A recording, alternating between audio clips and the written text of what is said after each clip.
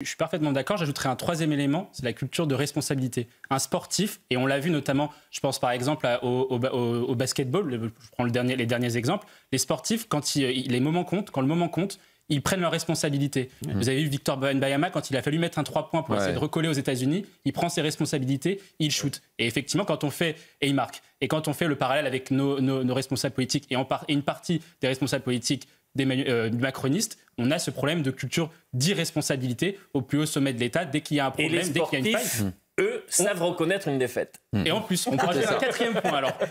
Alors j'ai beaucoup vu aussi, parce que je suis fan de basket comme vous le savez, de ce qui traîne et de ce qui peut être pérenne, parce que le souvenir, ça a une fonction dans l'être, si j'ose dire, c'est pas rien. Ça peut quand même être pérennisé, et ça, je crois qu'il y tient, et il a raison.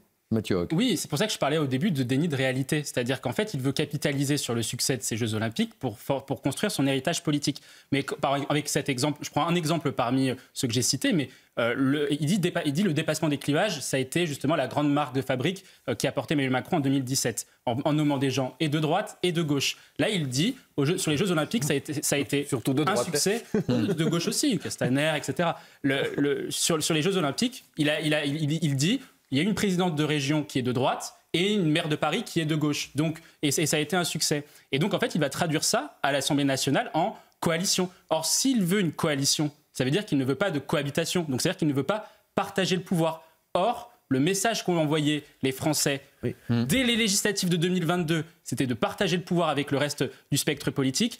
Les européennes, j'en parle pas, c'est la pire claque électorale d'un parti présidentiel au pouvoir. Même sous Hollande-Valls, on n'était pas tombé aussi bas. Même sous Mitterrand-Rocard, on n'était pas tombé aussi bas. Et puis, troisième élément, c'est qu'il va aussi dire aux gens, j'ai été, notamment aux personnes, les 10 millions de gens qui ont voté pour le Rassemblement national ou pour un parti plus à droite que la Macronie, ce programme-là, qui est un programme qui n'est pas un programme de en même temps, eh bien, finalement, je ne vais pas l'appliquer. Amine, très rapidement, avant de marquer une pause. Oui, il reste 20 secondes. Alors, oui, 20 secondes, vous êtes capable.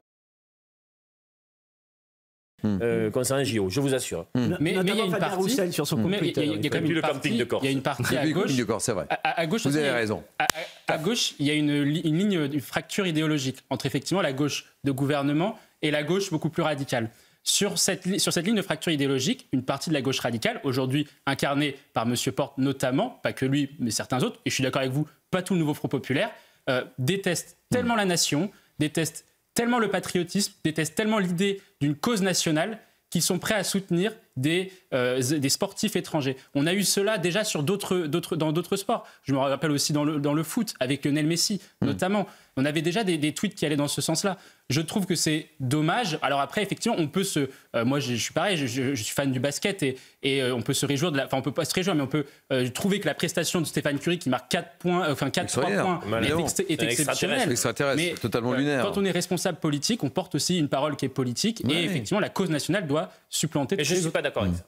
Je pense qu'un parlementaire peut très bien dire magique concernant la prestation éblouissante d'un basketteur. Je suis d'accord, Olivier, je suis d'accord avec vous, mais oui, vous pouvez dire magique. Je suis d'accord avec... J'adore le basket, j'adore notre équipe nationale, j'adore... Essayer de conserver ce climat, mais on sait très bien que ça va être un enjeu difficile. Bien sûr, la difficulté qu'a le gouvernement, c'est qu'il n'incarne pas le résultat de ce qu'on a pu voir aux Jeux Olympiques. C'est-à-dire que les Jeux Olympiques ont montré que, d'une part, avec de la volonté politique, on est capable de redresser les services publics, on est capable de redresser les questions de sécurité notamment, et d'autre part, avec des moyens, et avec notamment des moyens humains sur le plan policier, avec un tournant sécuritaire, on est capable de pouvoir organiser des grandes compétitions et on est capable de répondre aux aspirations des Français, des aspirations qui sont légitimes en termes de plus de sécurité.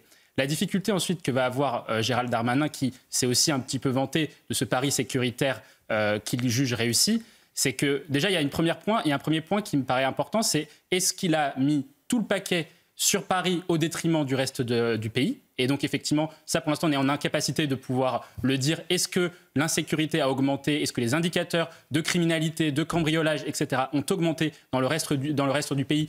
sachant qu'il y a de nombreuses métropoles qui ont fait, dans de nombreux territoires, on a fait un effort en donnant des policiers à l'Île-de-France et notamment pour sécuriser la ville de Paris. Donc ça, c'est un premier élément qui va être important. Donc dans les prochains jours, dans les prochaines semaines, prochains mois, on pourra le voir, l'attester. Et puis le deuxième point, c'est que toute la réussite de ces Jeux Olympiques, Gérald Darmanin ne l'incarne pas. Pourquoi ? Parce que les Jeux Olympiques, on dit plus de policiers égale moins de criminels, moins d'insécurité. Or, Gérald Darmanin, il ne met pas plus de policiers. En règle générale, pour régler un problème, il les déplace. Il va utiliser la CRS 8, un coup à Nîmes, un coup à Valence, un coup je ne sais où. Et donc, c'est un problème de doctrine. Et en tout cas, je pense que ces Jeux Olympiques-là vont pouvoir permettre d'ériger une nouvelle doctrine en termes de sécurité. Vincent, très rapidement, parce que je veux qu'on parle politique. Là où l'affaire est perverse, c'est qu'on a bien vu que les résultats étaient là. Je pense que là...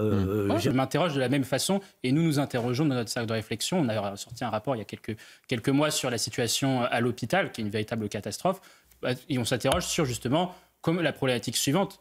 Comment se fait-il qu'on ait autant de prélèvements obligatoires, qu'on ait autant de cotisations sociales pour financer notre modèle social et donc notre modèle de santé, et pour autant les résultats en termes de santé publique, notamment à l'hôpital, qui se dégradent journée après journée et surtout qui font l'objet d'un rappel incessant, constant de la part du personnel médical, que ce soit les infirmiers, les médecins ou les aides-soignants. Donc c'est la problématique qui se joue. Et ça permet de dire un mot, et effectivement, il faut donner à la recherche et puis donner à la famille. Il faut aider, voilà. Et on va suivre le système qui reste en vie à l'échelle du monde.